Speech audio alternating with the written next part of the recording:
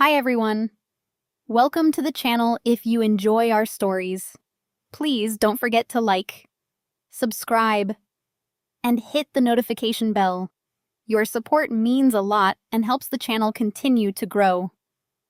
Now, let's begin today's story. My name is Audrey Calder. I am 29 years old and 2 weeks before my 30th birthday. My sister stood in a Cook County courtroom and tried to convince a judge that I was too mentally ill to control my own money. She spoke softly, like a frightened older sister who had spent years protecting me from myself.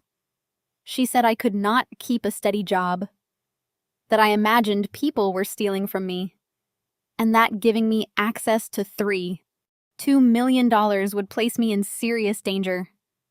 My mother sat beside her crying into a tissue and nodding after every accusation. She told the court that I had changed after my father died, and that my sister was the only person responsible enough to manage my inheritance. I did not interrupt them. I did not raise my voice or defend myself, even when their attorney described me as paranoid, unstable, and financially reckless. Across the aisle, my sister rested one hand on the folder containing her guardianship petition. She looked at me with the calm confidence of someone who believed the money was already hers. What she did not know was that a sealed file had been delivered to the judge that morning. It contained records she had never seen, documents she thought no longer existed, and one fact about my life that my family had mocked for years without ever bothering to verify. The judge read several pages, removed his glasses, and stared directly at my sister. Then he asked, "Do you actually know who your sister is?" My mother stopped crying. My sister opened her mouth, but no words came out. Before I tell you what happened next, tell me where you are listening from and what the weather is like there. I want to know how far this story of betrayal, patience, and justice has traveled, to understand why my own family wanted a judge to believe I was incapable of managing money. You have to understand what was waiting for me on my 30th birthday. My father, Warren Calder, had built Calder Medical Logistics from a rented warehouse into one of the most respected medical supply companies in the Chicago suburbs. He was not flashy. He drove the same dark blue sedan for 12 years, packed his own lunch, and could remember the names of warehouse employees he had not seen in months. My older sister, Mallory, was nothing like him. She loved expensive restaurants, private investor dinners, and the feeling of being the most important person in every room. After business school, she moved to Orange County and launched Marrow Bay Ventures, an investment fund focused on wellness technology companies. Our mother, Judith, treated every glossy magazine article about Mallory like proof that one daughter had inherited our father's ambition, while the other had inherited his habit of hiding behind spreadsheets. That other daughter was me. I worked remotely for a risk advisory firm in downtown Chicago, analyzing payment records and digital accounting systems for companies that suspected fraud. Because my contracts required confidentiality, I rarely discussed the details. Mallory described my career as freelance bookkeeping and told relatives I spent my days inventing problems inside other people's invoices. I let her believe that because correcting her had never changed anything. 4 years before the court hearing, my father died from a massive stroke while attending a supplier conference in Milwaukee. There was no mystery surrounding his death, no secret confession, and no dramatic final warning. What he did leave behind was a carefully prepared trust. Mallory received control of the operating company, while I was named beneficiary of a separate trust funded by life insurance and the sale of several personal investments. The trust was worth approximately $3.2 million and would be distributed when I turned 30. My father had explained his reasoning in a letter. Mallory had already received opportunities through the company. He wanted me to have the freedom to build something of my own. Mallory called the arrangement unfair, but she could not challenge it without admitting that she had already received far more than I had. For several years, nothing happened.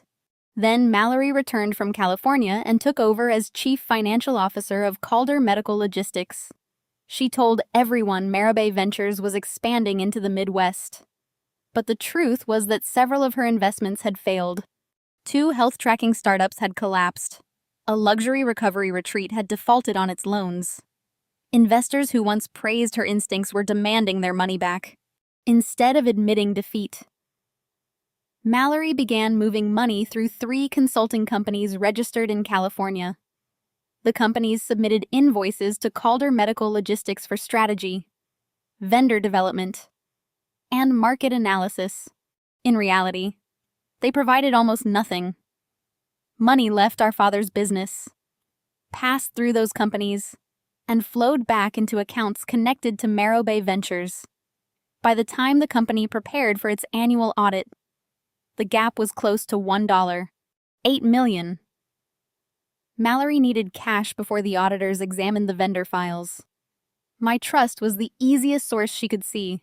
9 months before my birthday, the bank administering the trust received an amendment that appeared to give Mallory authority to advise how my inheritance should be managed if I became mentally incapable. The bank refused to accept it. The signature looked copied. The dates did not match their records, and there was no certificate from the electronic signing platform named in the document. Instead of withdrawing, Mallory changed strategies. She began asking questions about my health. Had I seen a therapist after Dad died? Was I still taking medication for anxiety? Why had I changed consulting assignments twice in 1 year? Did I ever feel that people were watching me? At first, I thought she was trying to repair our relationship. Our mother joined those conversations and encouraged me to be honest. I told them I had experienced panic attacks after Dad's death. I told them therapy had helped. I admitted that working in fraud investigations sometimes made me suspicious of patterns other people ignored. Every honest answer became a sentence they could later remove from context. Mallory told relatives I was obsessed with hidden crimes. She told family friends I could not hold a job. She described my quiet apartment in Northbrook as evidence that I was isolating myself. Our mother supported her because Mallory paid the property taxes, insurance, and maintenance on the large house where she lived.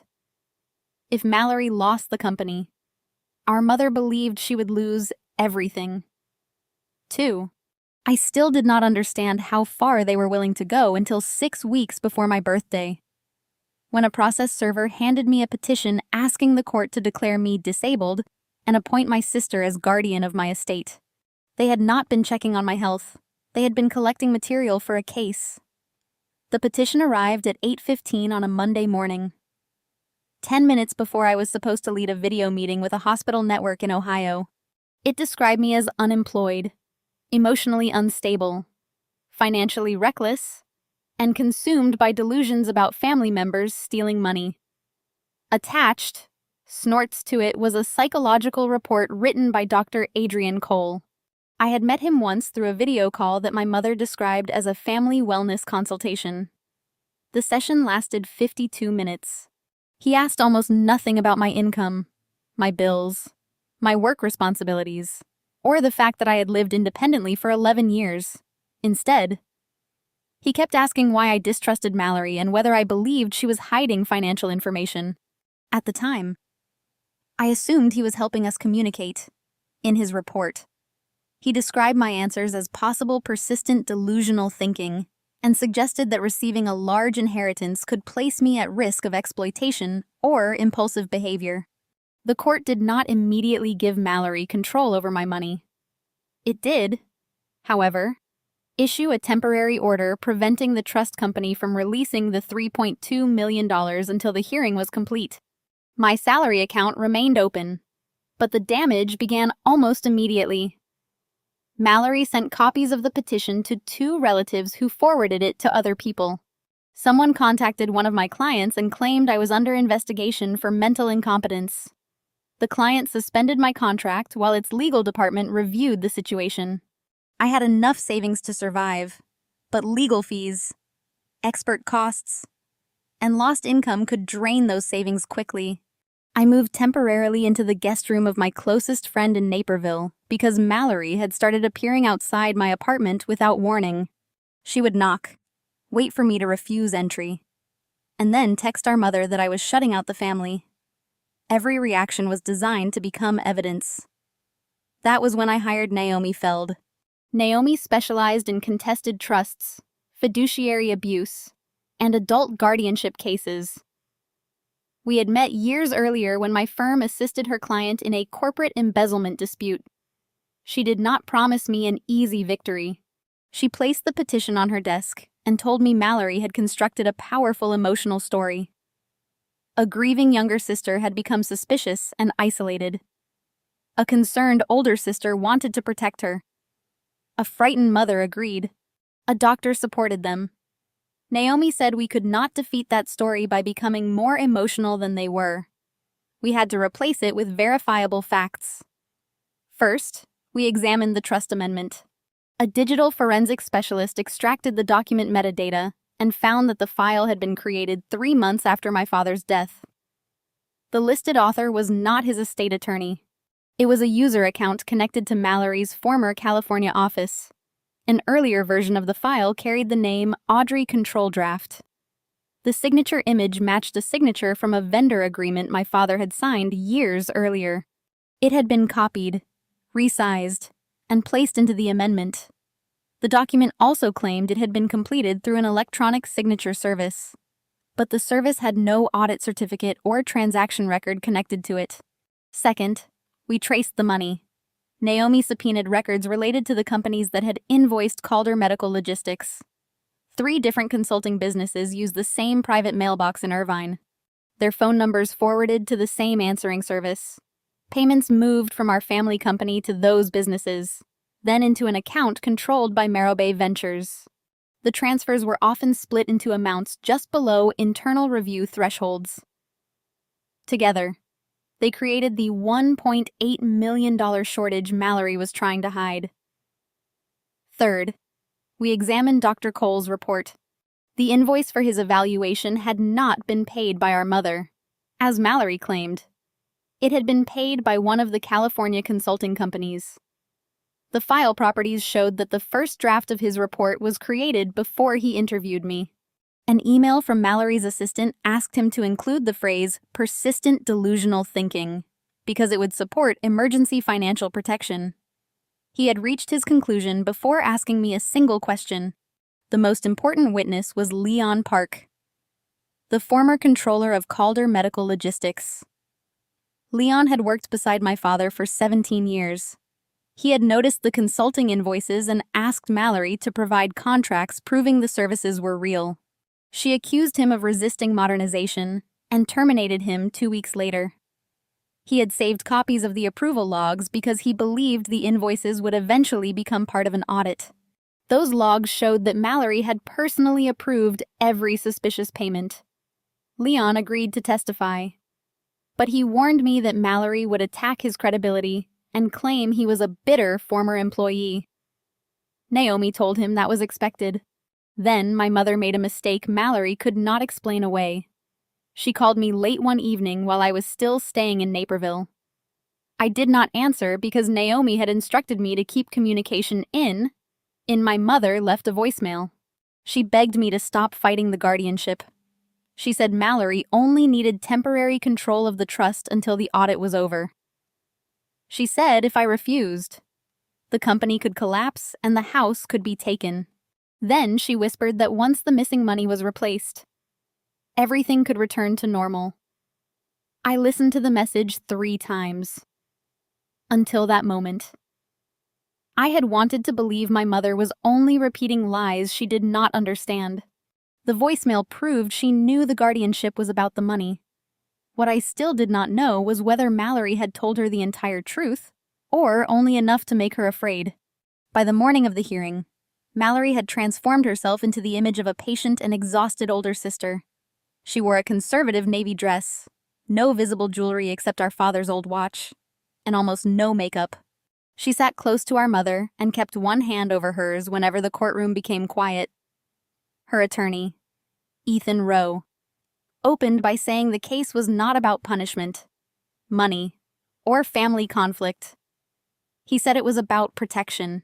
He described me as a talented but troubled woman whose condition had worsened after our father's death. According to him, I had become unable to distinguish professional concerns from personal suspicion. I moved between jobs, withdrew from friends, accused my sister of fraud, and refused help from people who loved me. He never mentioned that my jobs were confidential consulting assignments. He never mentioned that I paid my own rent, taxes, insurance, and student loans. He never mentioned that the financial irregularities I reported were supported by bank records. Mallory testified first. Her voice trembled at exactly the right moments. She said she did not want my inheritance and would gladly place it under professional management. She claimed the guardianship was necessary because I had become vulnerable to scammers and imaginary threats. When Naomi asked whether Mallory had attempted to submit a trust amendment naming herself as financial advisor, Mallory said she believed our father had prepared it before his death. When Naomi asked who had sent the file to the bank, Mallory said an assistant handled estate correspondence. She could not remember which assistant. Our mother testified next. Judith cried before Ethan finished his first question. She told the judge I had changed after Dad died. She said I stopped attending family dinners and became obsessed with the idea that Mallory was stealing. That part was technically true. I had stopped attending dinners after Mallory began asking detailed questions about my therapy sessions and trust distribution date. My mother said Mallory had kept the family together, supported her financially, and tried everything to help me. She described signing the affidavit as the hardest decision of her life. Naomi asked if I had ever missed a mortgage payment. I did not have a mortgage. She asked if I had ever been evicted, declared bankruptcy, lost money gambling, or transferred funds to strangers. The answer to every question was no. Then Naomi asked whether our mother depended on Mallory to pay the expenses on her house. Ethan objected, but the judge allowed the question. My mother admitted that she did. Dr. Cole followed. He spoke confidently about anxiety, fixed beliefs, impaired judgment, and the risk created by sudden wealth. He referred to my suspicion that Mallory had moved company money as evidence that I interpreted ordinary events as personal threats. Naomi asked how long he had evaluated me. 52 minutes. She asked whether he reviewed my bank statements. No. Tax returns. Number employment records. Number medical history from my treating therapist. Num. She asked whether he had spoken to anyone at my company. He said confidentiality prevented him, though he had never requested my permission. She asked whether he knew I managed complex financial investigations for corporate clients. He said he had been told I performed occasional bookkeeping work. Naomi allowed that answer to remain in the air. The court-appointed evaluator then presented her report. She had visited my apartment, reviewed my monthly expenses, spoken with my employer, and tested my understanding of the trust. She found no evidence that I was unable to manage money or make personal decisions. She noted that I was anxious about the case, but said anxiety during litigation was not proof of disability. Mallory's expression tightened, but Ethan argued the evaluator had not addressed my alleged delusions about the family company. He said the court still needed to consider the possibility that my intelligence allowed me to hide a serious condition. For a few minutes, it seemed as though the case might become a battle between competing experts. Then Mallory leaned toward our mother and wrote something on a yellow legal pad. I could see the words Marabay and transfer schedule. She was already planning what to do with the trust. Naomi saw it, too. She closed her folder without asking another question. The judge requested the sealed materials delivered by my employer and the trust company. A clerk carried the file to the bench. Mallory watched with mild curiosity. Ethan looked confused because he had received only a summary under the protective order. The judge read silently for nearly 3 minutes. No one moved. Then she removed her glasses and looked directly at my sister. Mallory straightened. expecting to be asked whether she was prepared to serve as guardian.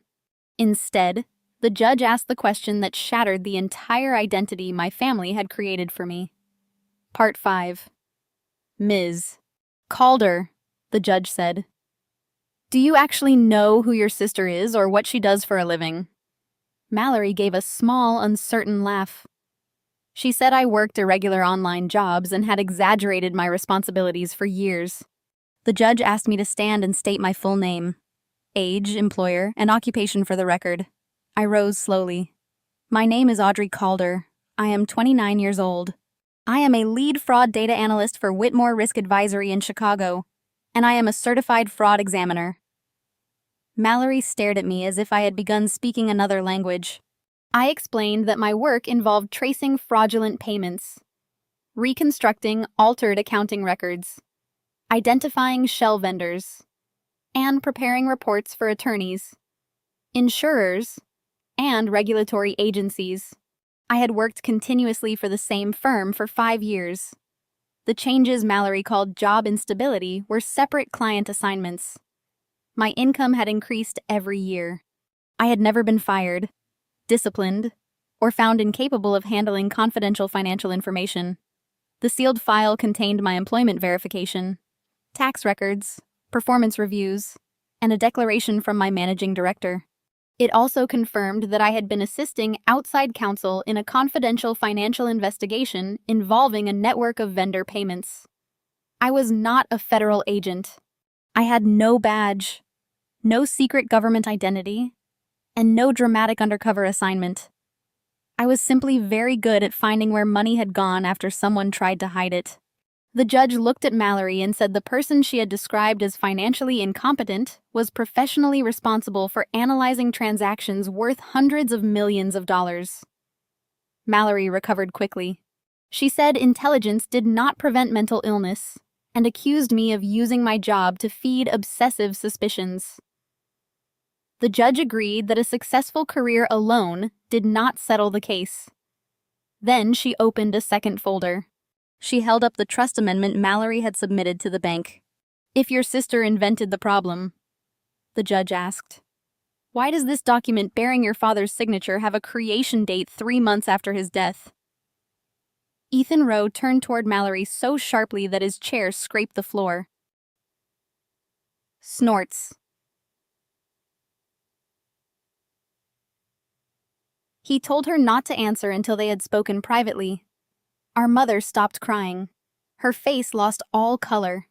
Mallory claimed she had never seen the metadata and that an estate assistant had prepared the file. The judge asked for the assistant's name. Mallory could not provide one. The judge then asked why an earlier version of the document had been saved under the title Audrey Control Draft on an account linked to Mallory's California office. For the first time that day, Mallory had no story ready. Ethan requested a recess. The judge granted 15 minutes, but ordered every party to remain on the floor. In the hallway, Ethan pulled Mallory away from our mother and spoke to her in a low, furious voice. Judith looked at me as if she were seeing a stranger. She asked why I had never told her what I really did. I told her she had never asked. She had accepted Mallory's version because it was useful. Naomi stepped beside me and warned that the trust document was only the beginning. Proving it was false would defeat the guardianship. Proving why Mallory created it would expose everything else. When the courtroom doors reopened, Mallory's confidence was gone, but the evidence waiting inside was much worse than she understood. Naomi began with the digital forensic specialist. He explained how every electronic file carries information about when it was created, who edited it, and what software was used. The trust amendment had been created 96 days after my father's death. The author field matched a user account assigned to Mallory. The signature image had been copied from an old vendor contract and inserted into the document. The file had been edited repeatedly from an internet address associated with her former Newport Beach office. Mallory's attorney tried to suggest that another employee could have used her account. The specialist produced a device log showing that the final version had been approved from Mallory's personal laptop using biometric authentication. Mallory whispered something to Ethan. He did not look at her. Leon Park testified next. He described his 17 years as controller of Calder Medical Logistics and his responsibility for reviewing large vendor payments. He said the 3 California consulting firms had no project files, no work products, and no employees he could identify. When he questioned the invoices, Mallory instructed him to approve them as executive expenses. He refused. 2 weeks later, she fired him. Leon presented approval logs showing that Mallory personally authorized every transfer.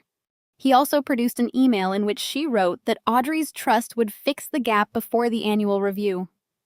Ethan argued that the phrase could refer to a legitimate investment opportunity. Leon replied that company money could not legally be replaced with a private beneficiary's trust unless that beneficiary voluntarily invested it. I had never agreed to invest $1. Naomi then displayed a timeline of the transfers. Money left Calder Medical Logistics, entered the consulting companies, and returned to Marrow Bay Ventures. Some of it paid investor withdrawals. Some covered a lease on Mallory's California residence. Some paid for a luxury vehicle registered through one of the shell companies. The total was $1.8 million. Mallory claimed the transfers were temporary intercompany loans. There were no loan agreements, repayment schedules, board approvals, or disclosures to the company's minority shareholders. Next came Dr. Cole. Naomi showed him the invoice for his evaluation. He confirmed that his standard fee for a single psychological assessment was far lower than $18,000. The payment had come from West Alder Consulting, one of the same California entities in Leon's records. Dr. Cole said he did not know who controlled the company. Naomi displayed an email from Mallory's assistant thanking him for helping protect the family assets. Attached to that email was a draft report created 2 days before he interviewed me. The draft already contained the phrase, persistent delusional thinking. Naomi asked how he had reached a diagnostic conclusion before speaking with me. He said the draft was only a template. She asked why the template included my name, my father's death, my inheritance amount, and an accusation that I imagined financial fraud. His answers became slower.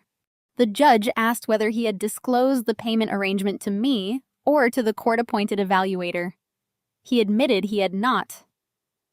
When Naomi asked whether Mallory had requested a conclusion supporting guardianship, Ethan objected. But Dr. Cole answered before the judge ruled.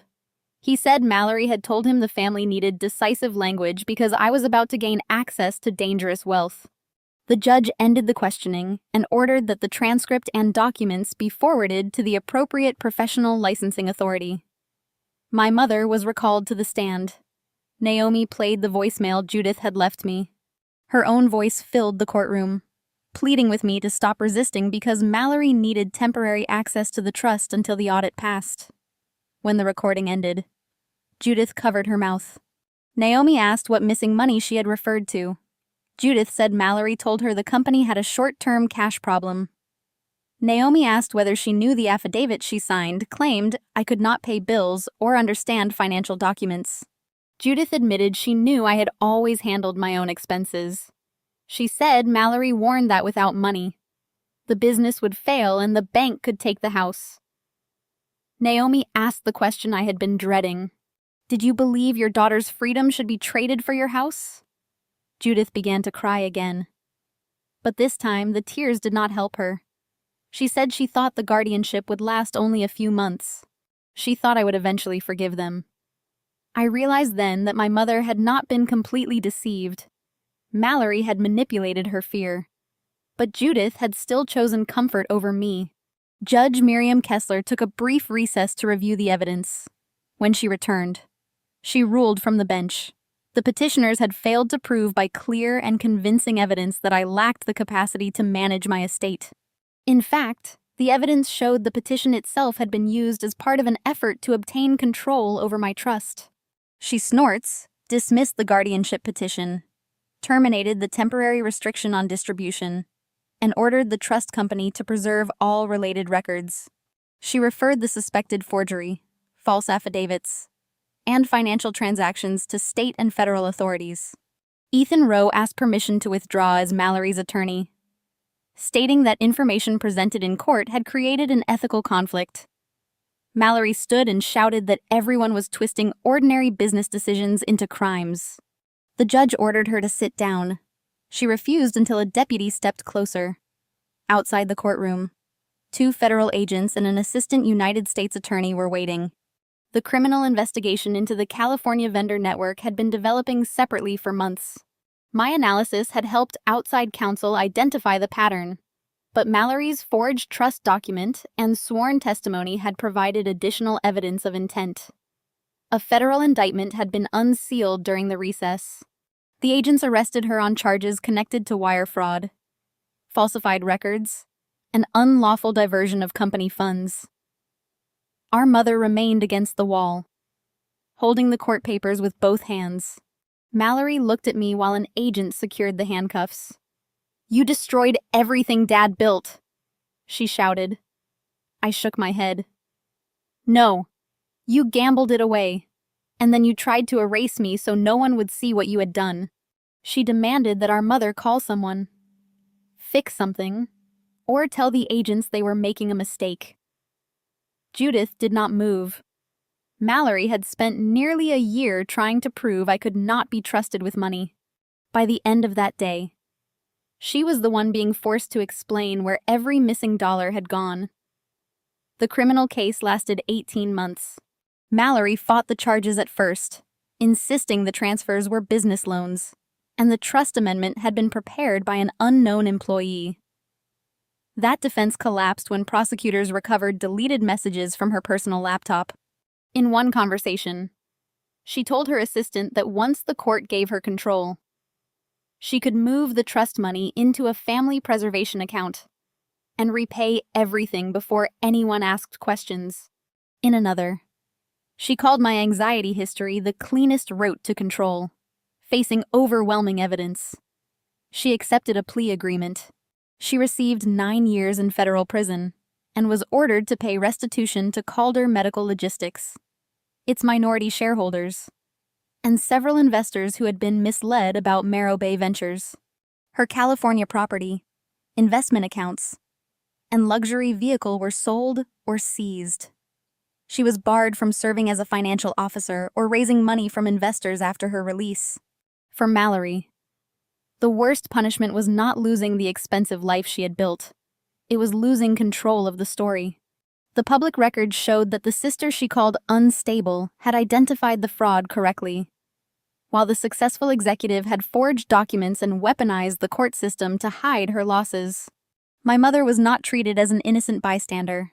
She admitted signing statements she knew were false and helping Mallory pressure me into surrendering control of the trust. Because she cooperated with investigators and had not personally received the stolen business funds, she avoided prison. She received 6 months of home confinement, 3 years of probation, and a restitution obligation. She had to sell the Northbrook house because she could no longer afford it. For months, she mailed letters to me through Naomi's office. Some were apologies. Others explained how frightened she had been of losing the company, the house, and the life she knew. I eventually answered one. I told her fear could explain a choice, but it could not erase the harm caused by that choice. I was not ready to rebuild our relationship, and I would not accept guilt as a substitute for accountability. We began exchanging occasional letters, but I kept firm boundaries. Forgiveness, I learned, does not require giving someone immediate access to your life again. Dr. Cole faced a professional investigation. His license was suspended, and he entered a civil settlement related to the misleading evaluation.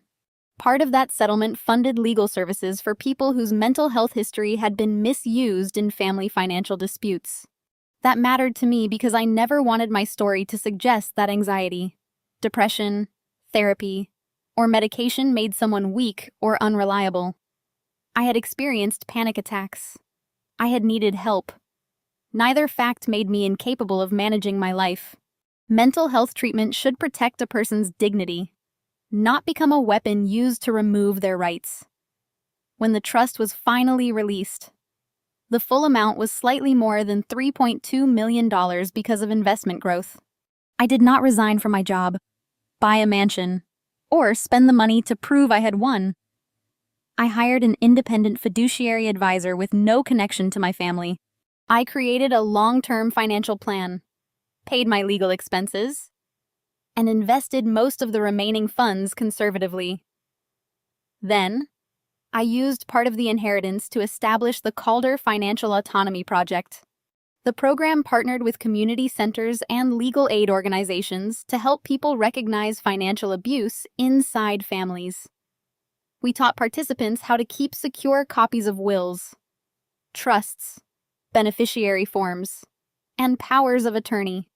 We explained why no one should sign an affidavit or financial document under emotional pressure.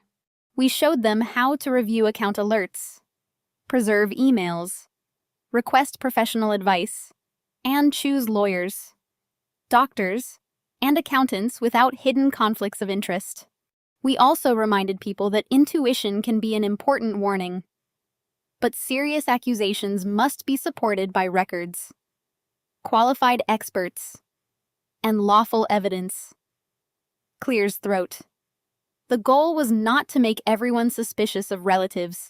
It was to help people understand that love without accountability can become control. My work changed, too. I remained a fraud analyst, but I stopped accepting every difficult case just to prove I could handle it. I traveled more, spent time with friends who respected my boundaries, and learned to build a family from trust rather than biology alone.